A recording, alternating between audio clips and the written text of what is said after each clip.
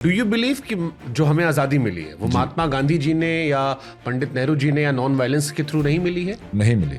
Non violence के आपको क्या किसी से चॉकलेट मांग के देख लो यार, तुम आज़ादी की बात कर रहे हो। नॉन वायलेंस से कैसे कुछ मिल सकता है? It's not possible. Gandhi ji का कंट्रीब्यूशन आज़ादी में सबसे बड़ा है भाई, पर सिर्फ उसी वजह से नहीं मिली।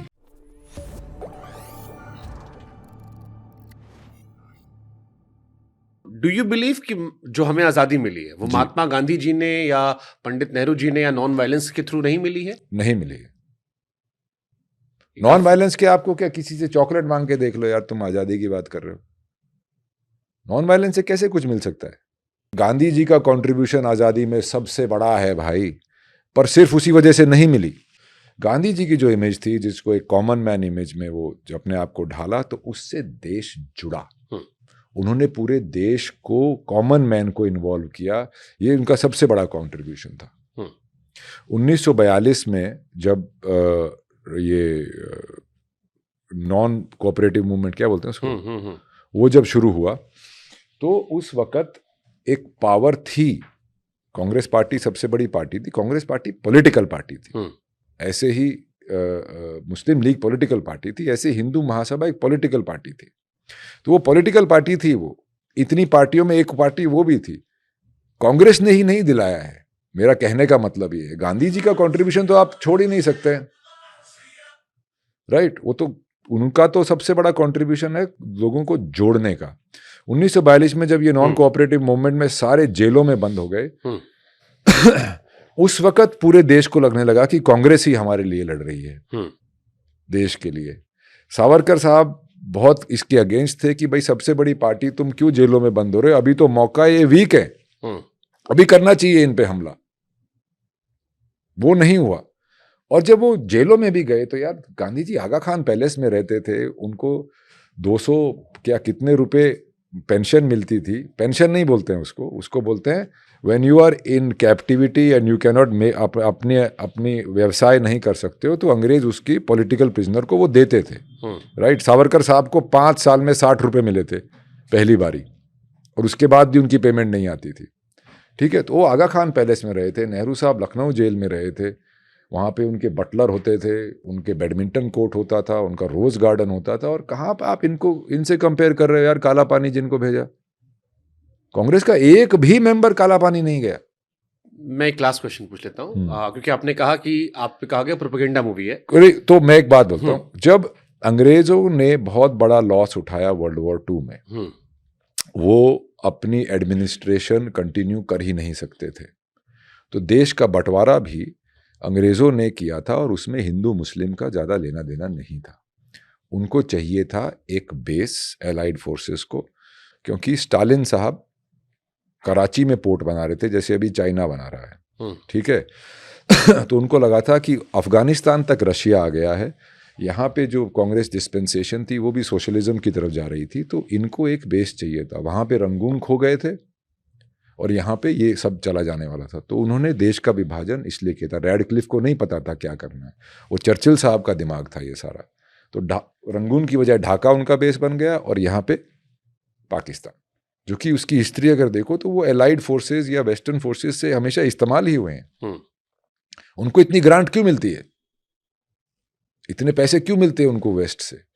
वो इसीलिए था। तो ये एक जियोपॉलिटिकल था, जिसमें अंग्रेजों ने एक अपने लिए स्मार्ट मूव खेला था। अंग्रेज के एलाइड फोर्सेस की तरफ से था ये, राइट। तो उस वक्त उनको, वो लोग यहाँ से वो जाने ही वाले थे, पर वो जाते जाते अगर ये पहले पकड़ लेते तो ये देश का विभाजन नहीं होता। लोग कहते हैं सावरकर जी देश का विभाजन करके गए, ऐसा नहीं है। टू नेशन थ्योरी सबसे पहले सैयद अहमद खान साहब ने दी थी, जो कि अलीगढ़ मुस्लिम यूनिवर्सिटी के फाउंडर थे। टू नेशन थ्योरी सबसे पहले इसलिए शुरू हुई थी क्योंकि जब अंग्रेज आए थे तो मुगलों का राज था, तो ठीक है, ये हिस्ट्री के पार्ट्स हो गए। मैं आपसे सिर्फ समझ चाह रहा हूँ कि वीर सावरकर बनाने का आपको कोई अफसोस है, या अभी फक्र है कि आपने प्राउडली बनाई, और उसके क्या कॉन्सिक्वेंसेस रहे? फक्र है, क्यों नहीं फक्र है, बिल्कुल फक्र है। अरे यार, जान माल सब कुछ लगा के बनाई, और अच्छी पिक्चर बनाई है, ऐसा नहीं है। वो हमारी तो इंडिया से भी जा सकती थी वो, पर फिर एक कुछ अलग ही काम रहता है वहाँ सिलेक्शन प्रोसेस में भी। पर हमारी तो ऑन इट्स क्वालिटी लास्ट की 200 कुछ पिक्चरों में आ गई थी इन मेनलैंड अमेरिका, नॉट हियर। वहाँ भी रिलीज हुई थी ना हमारी, तो हमारी तो सारी उसमें आ गई थी। But I had no money कि उसको मैं कैसे प्रमोट करूँ, क्या करूँ, और आइडिया भी नहीं था कैसे करते हैं। और फिर मुझे ये भी लगा कि ये पिक्चर चूंकि एक राइट विंगर के बारे में है तो शायद वहाँ पे इसका फेवर नहीं मिलेगा। जैसे किसी ने मुझसे कहा कि रणजीत पूछेगा कि अगर आपका नाम सावरकर रख दिया जाए तो आपको गर्व की अनुभूति होगी? क्यों नहीं होगी, पर मेरा नाम तो रणदीप हुड्डा है, मेरा नाम सावरकर क्यों रखोगे? मैं तो महाराष्ट्रन भी नहीं हूँ। आपको आरएसएस के बंदे बहुत लोगों ने कहा होगा इस फिल्म के बनाने के बाद, ये सब चीजें अफेक्ट नहीं करती आपको? नहीं, ये सब चीजें देखो, मैं कलाकार हूं यार, मैंने कला बनाई है, और वो कला एज इट हैपन्स वो एक ऐसे मुद्दे के बारे में है जो कि बहुत चर्चित रहता है पॉलिटिकल रीजंस की तरफ वजह से।